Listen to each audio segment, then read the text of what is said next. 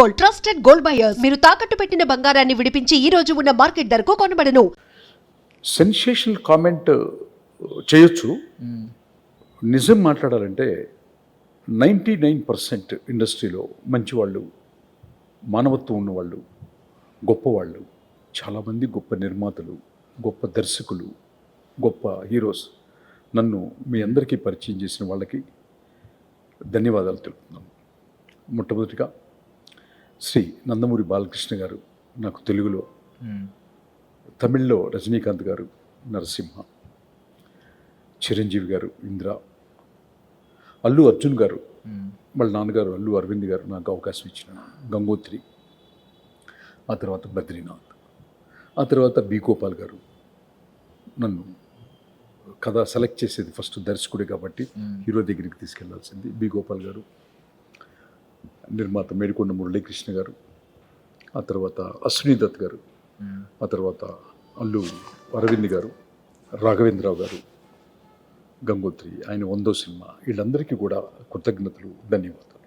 కొంచెం ఈ మధ్య గ్యాప్ రావడానికి ప్రధానమైన కారణం ఏంటంటే నేను ఫారెన్లో ఉండటం ఎక్కువ టైము, ఓకే, కొంచెం పిల్లలు పీక్ ఎడ్యుకేషన్లో ఉండటం, ఇవన్నీ కూడా ఒక కారణంగా చెప్పుకోవాలి. తప్పితే ఇండస్ట్రీలో పెద్దలందరూ నాతో బాగుంటారు.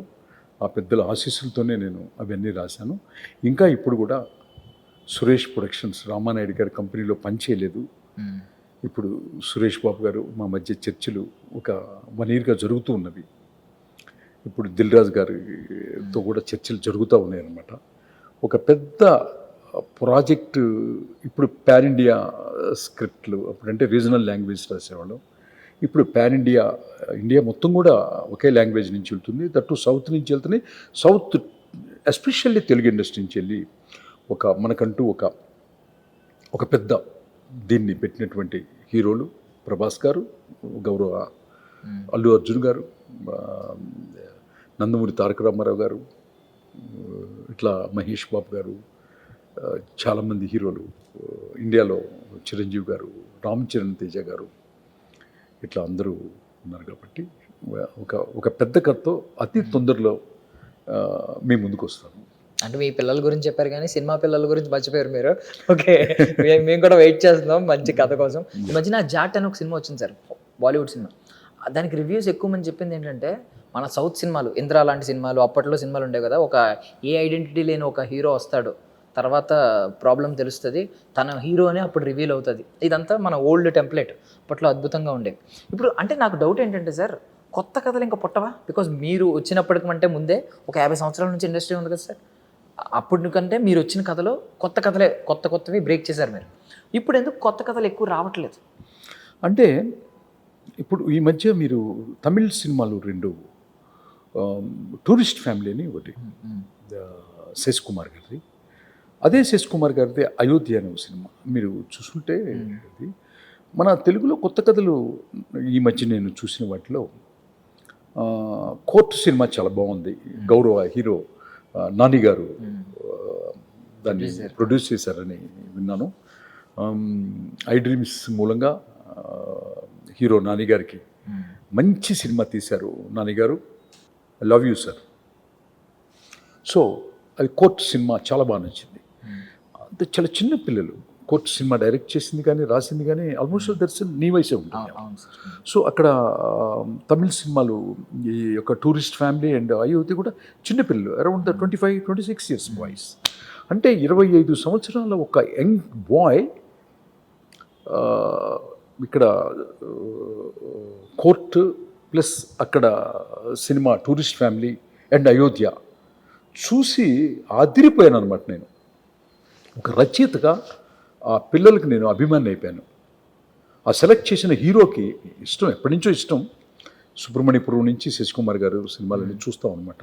ఈ మధ్య ఈ సంవత్సరంలో ఒక పెద్ద అద్భుతమైనటువంటి సినిమాలు, కంటెంట్ బేస్డ్ సినిమాలు వచ్చాయి. సో అది చాలా చాలా చాలా ఇప్పుడు మీరు అన్నట్టే లెక్క పెట్టుకుంటున్నాం వేళ్ళ మీద.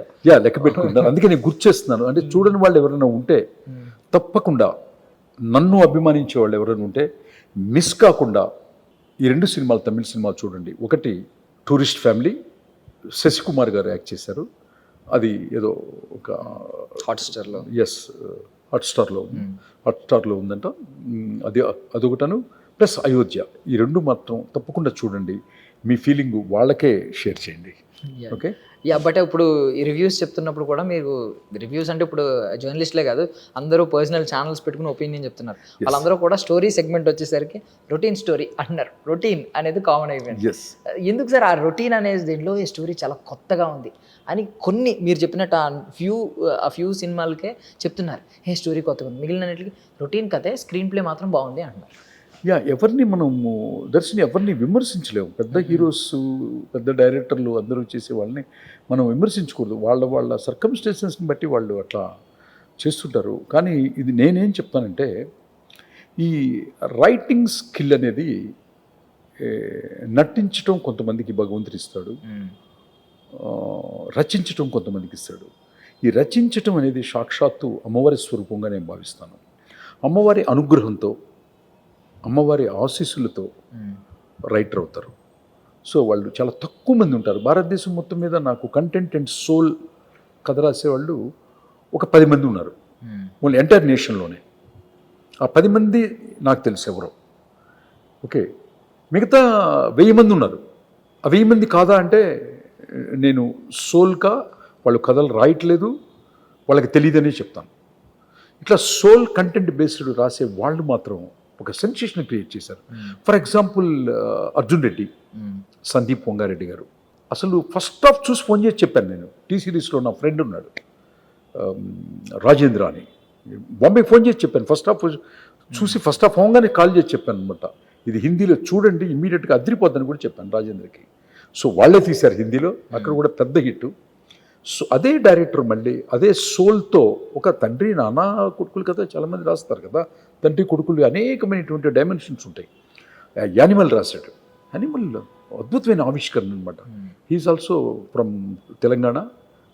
What a great writer cum director.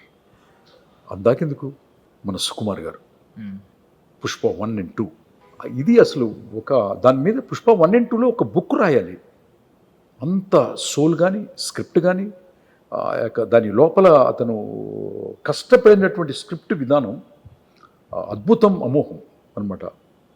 Sukumar గారు మీకు ఎప్పుడు ఏ మైక్ పెట్టినా నేను చెప్పేది సుకుమార్ గారు, సందీప్ పొంగారెడ్డి గారు గురించి మాట్లాడకుండా తప్పదు. ఎందుకంటే నాకంటే చిన్నవాళ్ళైనా మీరు రచనలో మాత్రం ఎంతో గొప్పవాళ్ళు. అది అంటే ఇప్పుడు మీరు చిరంజీవి గారు కావచ్చు, బాలకృష్ణ గారు కావచ్చు, రజనీకాంత్ గారు కావచ్చు, ఒకప్పటి లెజెండ్స్.